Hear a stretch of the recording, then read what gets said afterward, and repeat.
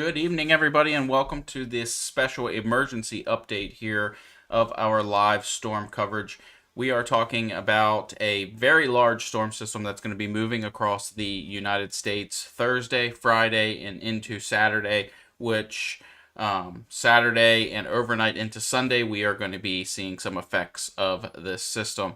Now, timing right now is completely messed up here, really. So we're going to be talking a little bit about timing tonight, but really the ultimate impact here is what we're going to be seeing as far as severe weather and what we can expect as of right now. Now, this is a very fluid situation, so over the next couple days, this can change as new models come out and new model guidance is there for us. So we're going to dive deep into what we know right now. And that's going to be kind of how this storm is going to progress across the country over the next couple days and into Thursday, Friday, Saturday, and then eventually Sunday for us. So that's kind of what we're going to talk about. Right here, right now, the Storm Prediction Center has already issued us 6 days out at 15% probability of severe weather.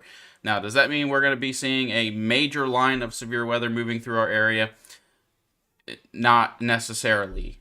This is saying that conditions will be favorable for that possibility of some severe weather. Now, I do, based on model data, do suggest that this and think that this is probably going to increase a little bit, maybe towards that 30% chance of severe weather. And I think a lot of that is going to be wind driven, not so much the major tornado threat or anything like that, but definitely wind driven, given what this storm looks like to be moving across the country. The saving grace is Wednesday. There will be another small system that moves across the Dixie Alley and deep south here that is going to pull a lot of moisture away from this particular system that we're watching for later on in the week towards Friday. Moisture is going to have a little bit of a chance to kind of rebound, but we're going to be pulling a lot of moisture away from that. So that's really good news here, as this already by itself, minus that moisture, is going to be a historical storm system moving across for this time of the year. So we're going to jump right in here. So here, this is out on Saturday right here. This is day 6, 15% probability of severe weather. So let's run this out and kind of play this out for Friday, Saturday, and Sunday. So what does that look like here for things as this storm progresses? So here out on Friday, we do have that 30% probability of severe weather, and that's going to be impacting areas like St. Louis, Memphis. We've got Evansville, Indiana, Little Rock, Arkansas, those areas in there, all the way down with the 15% probability of severe weather down into Birmingham, Shreveport, Jackson, Mississippi, all the way up to portions of Minnesota as well. So this is a pretty large system here. We're going to see some of that warm sector really stretch up pretty high into the country, and we'll look at that on models here in a few minutes here, but we're going to really see that warm sector kind of ramp up there.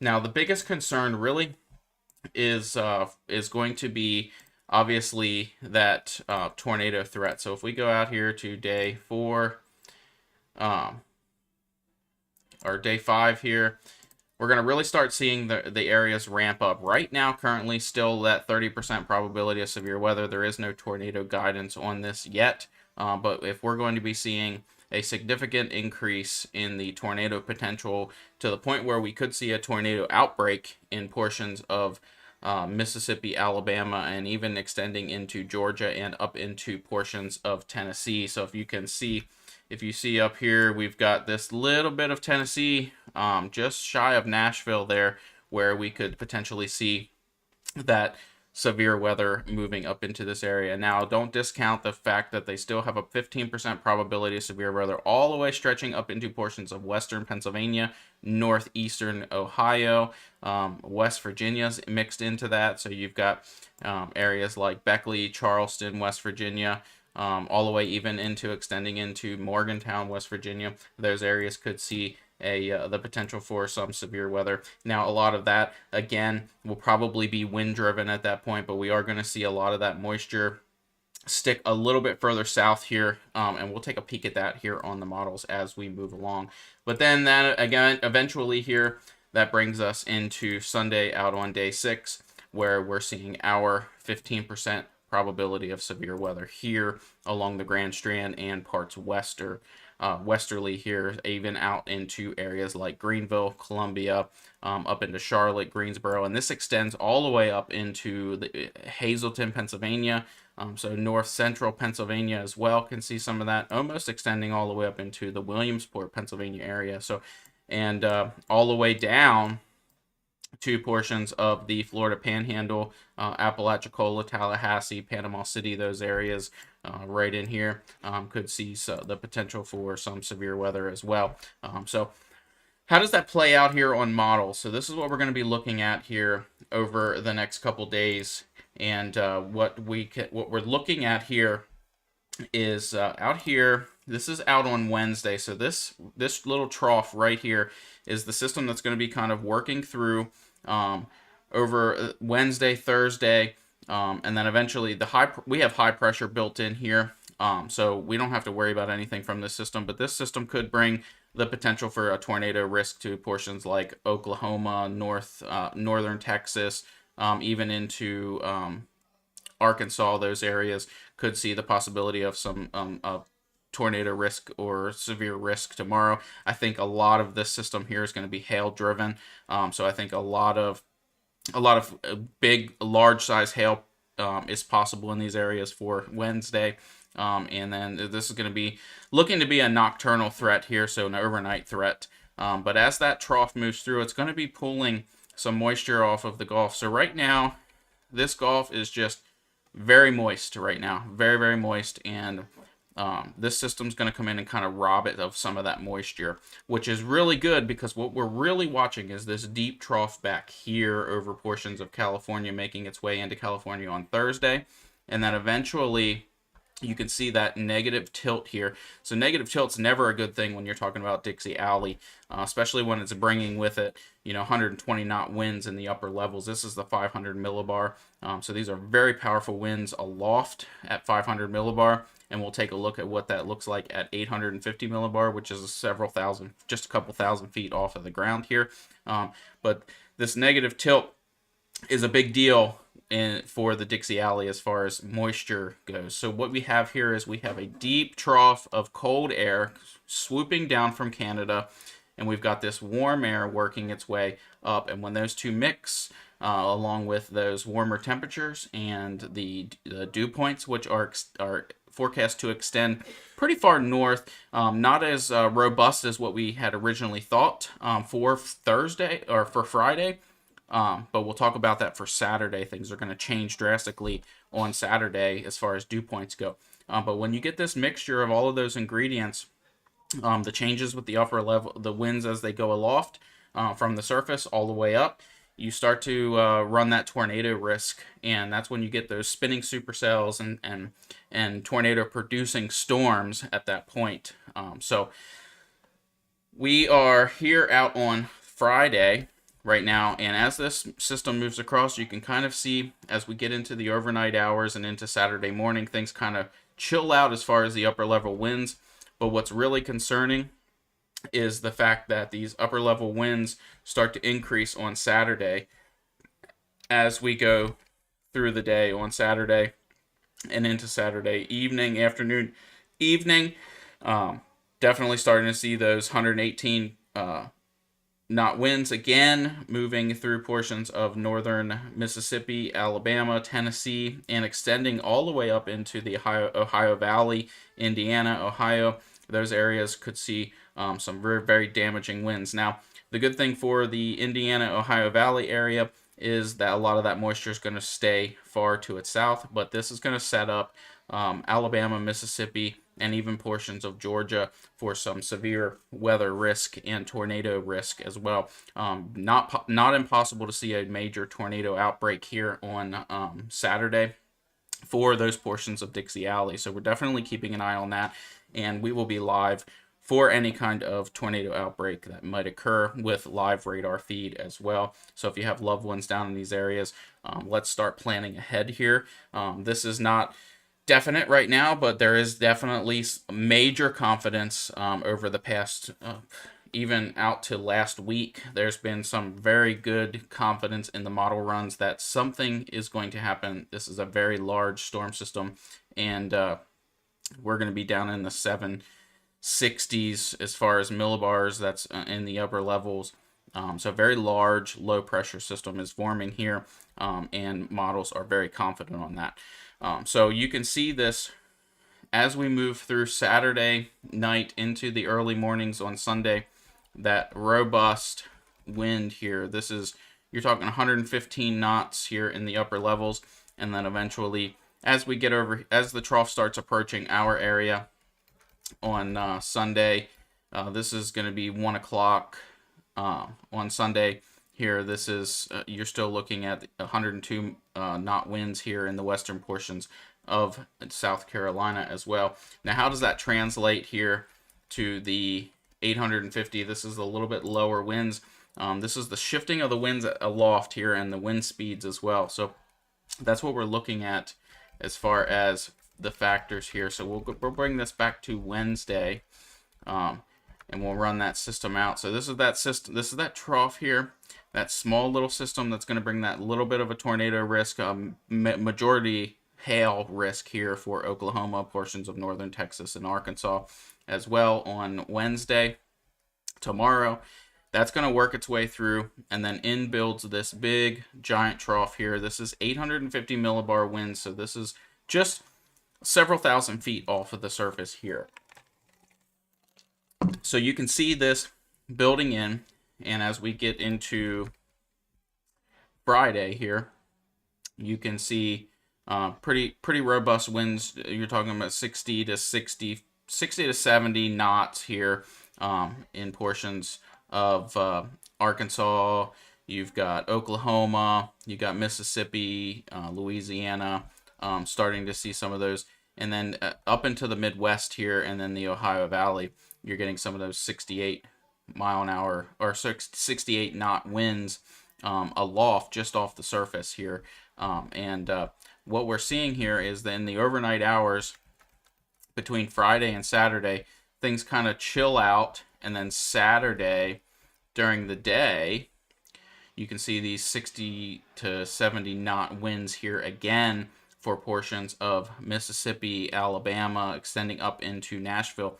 This is where we think we're going to see the majority of the tornado risk and the tornado outbreak, which could possibly occur here with this, what could be very historical storm here. This could be the largest storm that we've seen during these months in a long time. So definitely something to be prepared for. Now, moving into Sunday, you can see some of those 67 knot winds here at 850 millibar, extending even into portions of Georgia, and then eventually into North Carolina or South Carolina around 7 a.m., 8 o'clock in the morning, and then even extending all the way up into North Carolina as well.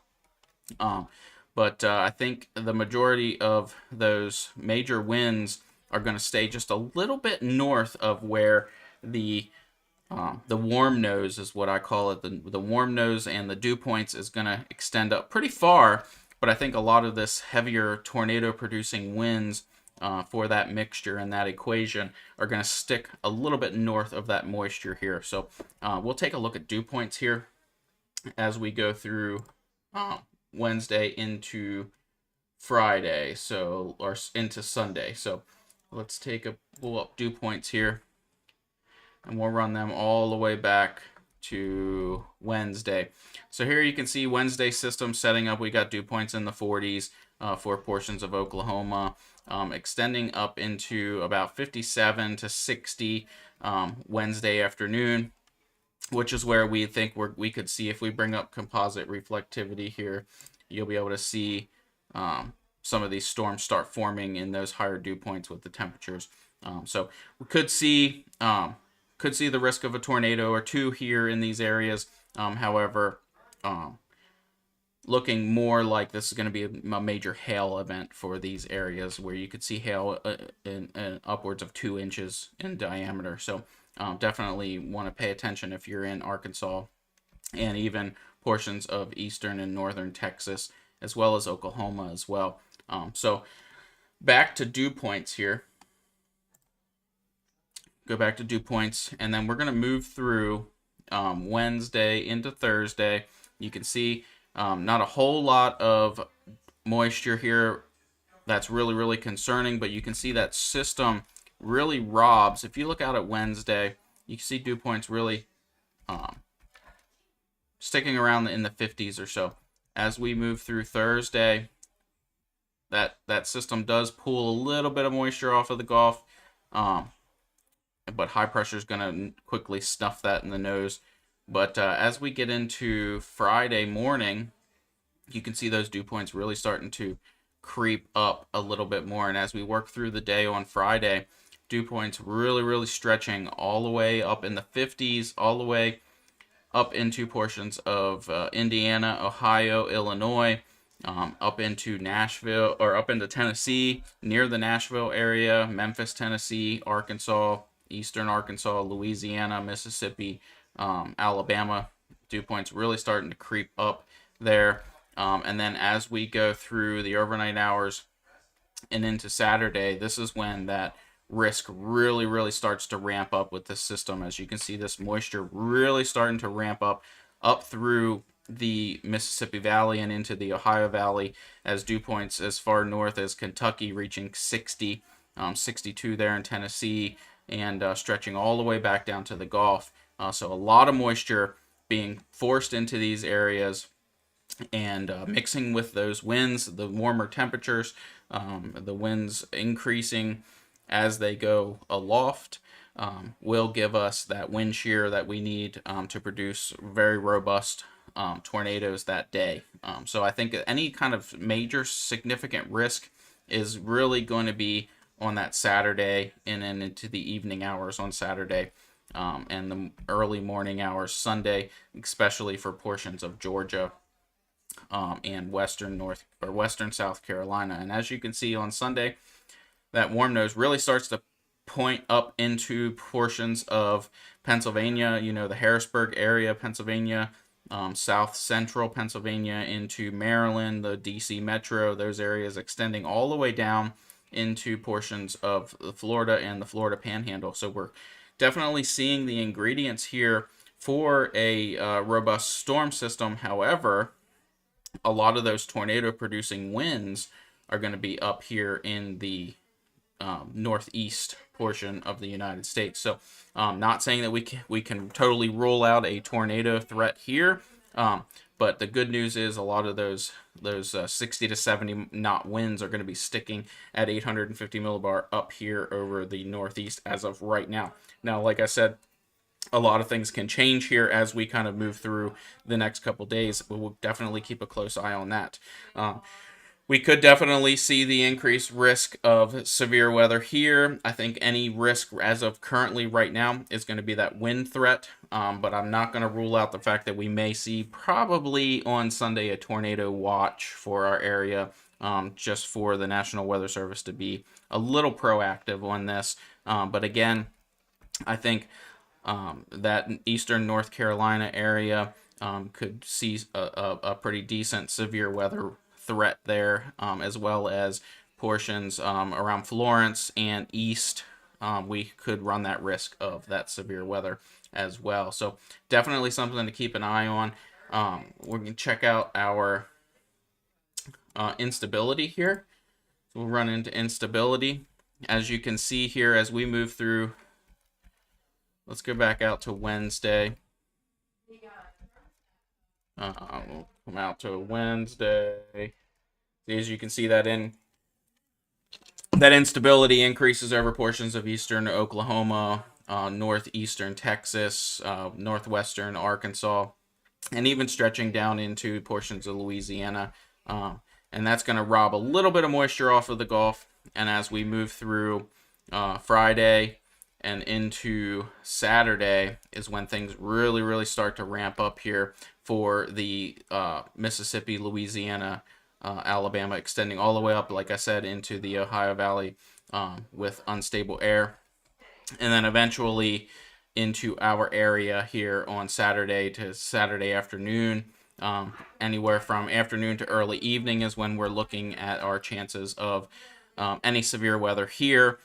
So pretty unstable air here, not overly crazy, and nothing to significantly worry about here right now. But things can change as we kind of move through, and we'll get a little bit better of a forecast. So again, this is still 6 days out. My general rule of thumb for forecasting is 5 days or less. So right now, tomorrow night's live could look totally different than what we're looking at right now. But as far as supercell composite here, this is just parameters that show the significance of supercells and the ability for the atmosphere to create spinning supercells, thunderstorms. Yeah. So as we kind of move through we'll go back to Wednesday again. We'll stick to that Wednesday. I know people have friends in Texas and Oklahoma, Arkansas, those areas. So Wednesday, not looking at a giant risk here of those supercells, but again, like I said, the conditions could be favorable. I think at this point, I'm very confident that if this is going to be any kind of major significant event, it's going to be hail at that point. As we get into Thursday, Friday, this is when things really start to ramp up here. So you can see this supercell composite extends all the way up into Wisconsin, these areas. So definitely all the way down through the Midwest, and we could definitely see the possibility, if we can get some moisture up into the Midwest here, we could definitely see the opportunity for some severe weather, if not a tornado or two. Can't rule that out either.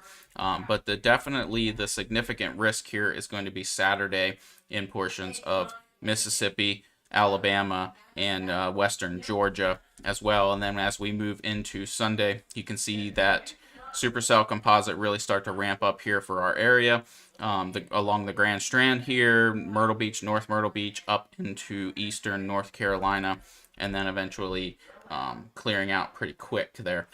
So things will happen relatively quick here in the form of severe weather for our area as we kind of work through Saturday or Sunday afternoon and into the evening hours. How does this look all in all here? Let's take a peek at what this storm looks like overall. The largeness of this storm here, and we'll pull this out here to Friday. You can see the storm shooting. This center of low pressure here forms over top of Colorado, and then eventually you're going to see that center of low pressure kind of shift a little bit. Here we're at 976 millibar. This is a very major storm. This is equal to a Category 1, 2 hurricane at this point. Now, not saying that that's the type of winds that we're going to be seeing, but it's not actually out of the question for certain areas to be seeing some hurricane force winds associated with this system. And that's where I think a lot of our risk here on the eastern portion of the United States is especially right along the coast, is going to be that wind damage again, just like it was last week. But we can't rule out the fact that we could see a spin-up tornado here associated with this line as it moves through. But as we get into Saturday here, this is where things really start to ramp up. An additional surface low forms right here over portions of Louisiana, eastern Arkansas, and then eventually through Mississippi, Alabama, and that's where we're going to start seeing that line of severe weather really start to get a little more robust as it mixes with this moisture coming in off of the Gulf and the winds aloft. We're going to see that shifting of the winds as it goes up into the upper atmosphere, which is good mixture for tornadoes here. But as you can see, that line move across into Sunday at 7 a.m. We're looking at the Columbia area, and then eventually through the day. GFS is a little conservative here on that system reaching the coast. So like I said, a lot of that upper level winds and things, not thinking that the moisture is really going to reach quite far enough to see some of this weather up here, this heavier rains up here in the northeast. But definitely could see a severe thunderstorm extending all the way up into portions like Harrisburg, Pennsylvania, and south. So can't rule out those severe storms up and down the East Coast on Saturday. But like I said, we're still 6 days out, so we're going to be getting a little bit closer here over the next couple days. Tomorrow is a significant day for me to start forecasting this. So right now, I'm judging everything by models. Tomorrow, within 5 days here, I'm going to start looking at trends and see what I believe is going to be the target area for any form of chasing that we may do on Sunday. So we'll start honing in on that as well to bring you guys full coverage of this weather event as things kind of unfold throughout the day on Sunday. But again, we will be watching these areas. I guarantee you will be live on Saturday for that significant, the possibility of a significant tornado outbreak here in Dixie Alley, extending all the way up in through Tennessee and even into Kentucky at that point as well. So we will be watching those areas. Tomorrow probably won't be live for any kind of threat here in Oklahoma and Texas, but Friday's kind of in question here, but Saturday most definitely, Sunday definitely for the Grand Strand, for all of you guys that follow and tune into what we have to offer and keep you guys aware. So definitely a lot to talk about here over the next couple days, and we will definitely keep you aware of what's happening as this storm system, as we get a little more confidence in the forecast here moving through the next couple days. But definitely thought it was important to come on tonight and discuss what we were looking at as far as the severe weather threat and why the Storm Prediction Center has issued us that 15% probability. You're going to see these maps over the next couple days, and I'm going to keep you updated on this. So be sure to head over to our YouTube channel, number one, and hit that subscribe button to subscribe to our social media. Be sure to follow us on Instagram, Facebook, and YouTube to keep aware of everything that's going on and stay up to date on this forecast as we move into the weekend. Again, I really appreciate your support on everything that we're doing, and never forget that we're always here to keep you guys aware. Don't forget that our broadcast, every live storm coverage here is brought to you by Detailed Electrical. If you have any electrical needs, please feel free to reach out to them for your electrical needs. We have some pretty exciting things coming up here over the next couple days, and I can't wait to reveal that to you guys. A very nice partnership with Detailed Electrical, and I'm very excited about that. So we'll have some really cool things coming out there. But we will be back live again tomorrow night with another update.